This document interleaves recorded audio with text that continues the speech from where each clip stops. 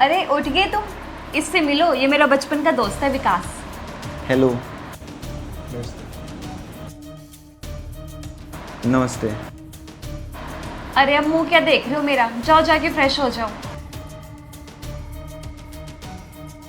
मैं ना एक काम करती हूँ, तेरे लिए ना छोले भटूरे मंगवाती हूँ। हाँ, ये ठीक रहेगा।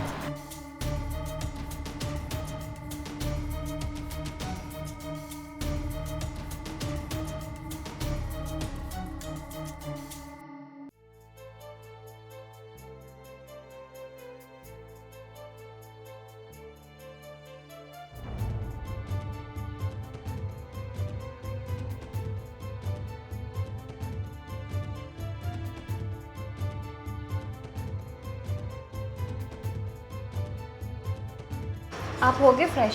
मैं आपके लिए कुछ खाने के लिए बना देती हूँ। अरे नहीं नहीं, मेरे लिए खाना बनाने की क्या जरूरत है? आप अपने दोस्त के लिए बना देते हैं, विकास के लिए। और वो चला क्यों गया? रोक लेते उसको महीना 2 महीना। और मेरा क्या है, मैं तो कहीं बाहर खा लेता खाना। क्या हुआ अंकित, तुम ऐसा क्यों बोल रहे हो? अरे वाह, तुम तो ऐसा रिएक्ट कर रही हो जैसे तुम्हें कुछ पता ही ना हो। अंकित ये तुम क्या बोल रहे हो? मुझे कुछ समझ नहीं आ रहा, बताओगे? अच्छा, नहीं समझ आई? चलो कोई नहीं, मैं बताता हूँ। ये जो तुम्हारा दोस्त था विकास, इसको घर बुलाने की क्या जरूरत थी? और चलो बुला लिया तो ऐसे चिपक के बैठने की क्या जरूरत थी? ऐसे चिपक चिपक के तुम बात कर रहे हो।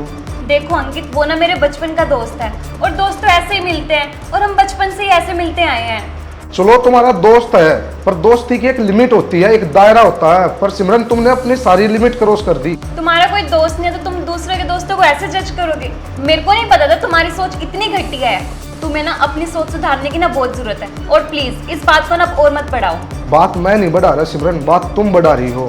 और अच्छा एक बात बताओ, तुम्हारा विकास के साथ कुछ चल रहा है क्या? अगर चल रहा है तो मुझे अभी बता दो।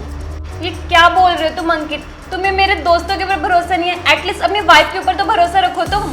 और हाँ, वो ना मेरे शादी से पहले का दोस्त है। तुमसे मेरी शादी हो गई इसका मतलब ये नहीं तुम मुझे ऐसे बांध के रखोगे। वो मेरा पहले भी दोस्त था और आगे भी दोस्त रहेगा।